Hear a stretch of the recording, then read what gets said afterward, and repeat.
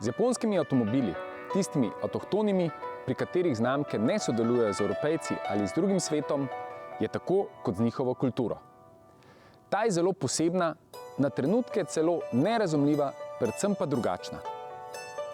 Ko prvič obiščeš Japonsko, je kulturni šok ponavadi velik. Sam se spomnim, ko sem jo obiskal prvič pred približno 15 leti, mi ni bilo lahko. Lahko bi rekel, da so mi bili kultura, stroga pravila in način življenja celo na nek način strašljivi. Potem, ko se vrneš tja večkrat, pa ugotoviš, da so drugačni z razlogom. Ker živijo drugače kot mi in ker so jim predvsem pomembne druge življenjske vrednote. In enako je na cesti. Avtomobili so seveda drugačni, a nekaterih oblika je tako čudna, da se vprašaš, kako to, da jih sploh kdo kupi. Ako spoznaš kulturo in odnos do življenja, razumeš tudi obliko avtomobilov. Honda Jazz sicer ni oblikovno tako ekstremna, a se vseeno zdi, da je iz časov, ki jih na evropskih tleh ni več. Na Japonskem pa seveda še vedno so. A še preden se ji posvetimo v celoti, ste se že naročili na naš kanal? Da boste redno obveščeni, kaj se dogaja v avtomobilizmu in mobilnosti nasploh.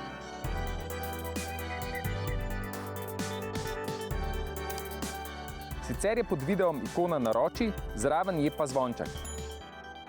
Čez nekaj mesecev bo Honda Jazz stara okroglih 20 let. Njena prodaja po vsem svetu presega marsikateri evropski avto, saj se je zanjo odločilo že več kot 7,5 milijona kupcev.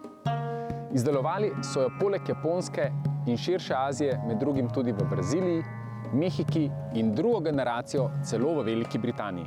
Zdaj, četrto generacijo izdelujejo samo na Japonskem in na Kitajskem. Tudi zato ji lahko spet rečemo pristna Japonka, ker k nam pač pridejo tisti avti izdelani na Japonskem. Posledično je zanjo potrebnega nekaj razumevanja.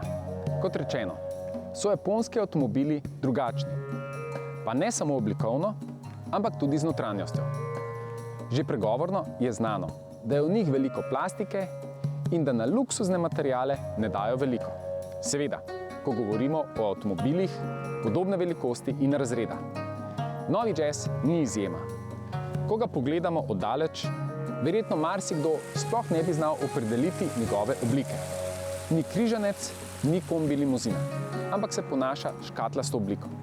S tem ne mislimo nič slabega, ampak se tej obliki angleško reče monospace ali one box, torej samo en prostor kot ena škatla. In ko to obliko prežvečiš, hitro ugotoviš, kaj je njen namen. Sam s svojimi 183 cm nimam nikakšnih težav, ko je govora s prostorom v avtu in nad mojo glavo. Niti ne za volanom, pa tudi zadaj ne. Drugače je s pomikom voznikovega sedeža, ki bi lahko bil daljši. A je ta tak, kot je, z razlogom. Tudi zato, ali pa predvsem zato, da tale Honda omogoča nekaj, česar mnogi izmed vas sploh še niste videli. Zlaganje naslonjal zadnjih sedežev ni nič posebnega. A ker dobimo povsem ravno in precej nizko dno, se prostornina prtljažnika poveča s povprečnih 304 litrov na 844. To je do višine oken. A če bi povsem založili prostor, torej povsem do strehe, je prostora za tegale zgolj 4 metre dolgega malčka ogromnih 1205 litrov. Ampak do prej omenjene posebnosti še vseeno nismo prišli. Ste kdaj hoteli pripeljati v svojem avtu nekaj, sicer sploh ne težkega, ampak visokega? Recimo rožo, tako v cvetličnem lončku. Položiti je ne smemo, ker se bo zemlja sula iz lončka. Zložiti je tudi ne smemo, ker se bo zlomilo steblo. No, v jazzu lahko naredite tole. Zložite oziroma dvignete celoten zadnji sedež in zadaj postavite rožo, visoko vse tja do 1,25 m.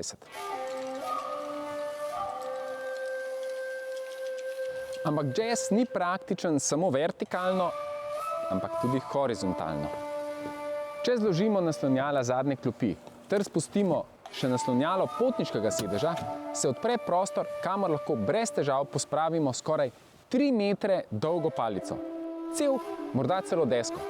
In to v avto, ki meri le nekaj milimetrov več kot 4 metre. Po povedanem in predvsem pokazanem, se bo marsikdo strinjal, da je upravičeno drugačna in predvsem uporabna.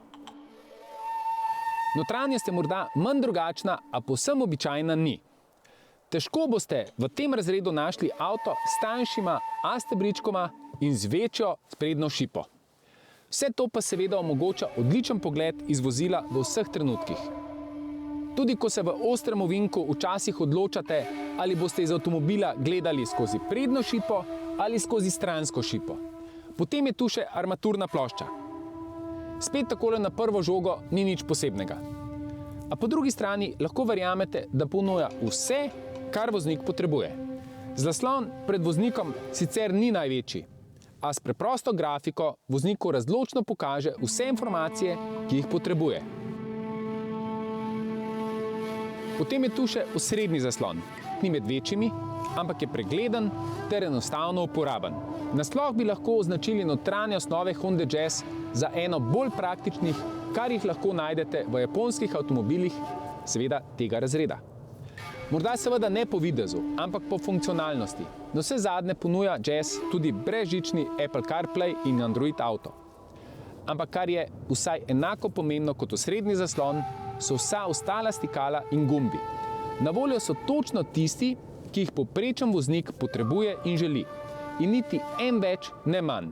Torej gumb za nastavljanje glasnosti in gumbi za upravljanje s klimatsko napravo. Tudi gumbi na volanskem obroču so logično razporejeni in dovolj veliki tudi za kakšne večje prste.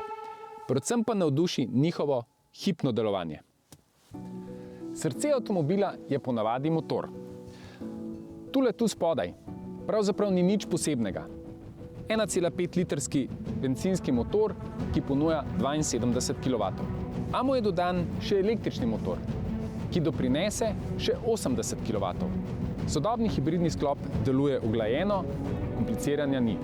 Bencinski 4-valjnik zalaga generator, ki polni litij-ionsko baterijo, nato se preko električnega motorja pogon vrši na prednji kolesi.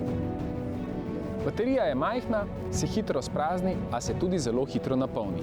Vlogo menjalnika prevzema že omenjeni električni generator, ki je z motorjem na notranje izgorevanje neposredno povezan.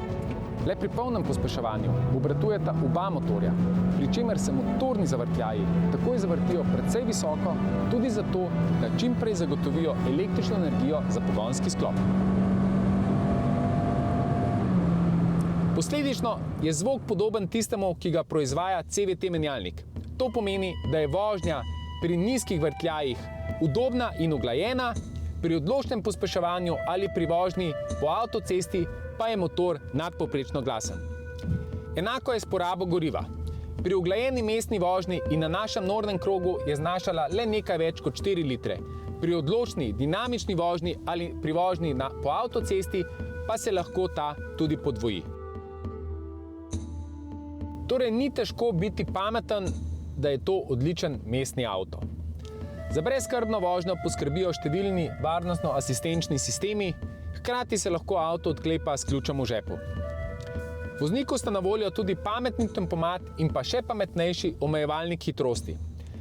Ta takoj potem, ko opazi tablo za omejitev hitrosti, to samodejno prilagodi zapovedani omejitvi. Če vam to ni všeč, lahko izberete tudi klasični omejevalnik hitrosti, kjer slednjo pač nastavljate sami.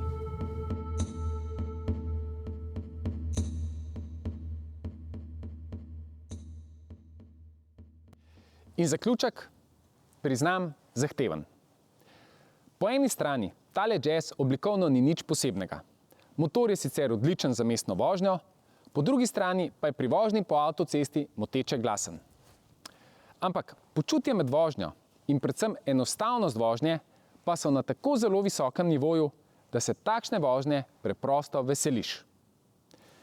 Zato je verjetno za končno oceno najbolj primerna prav cena. Vsak zase bo vedel, kaj mu je v avtu všeč in zakaj je pripravljen plačati določen znesek.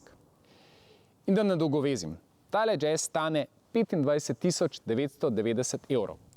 Številka je seveda visoka, a podroben pregled razkrije, da boste za podobno opremljen mali križanec hitro lahko šteli še več.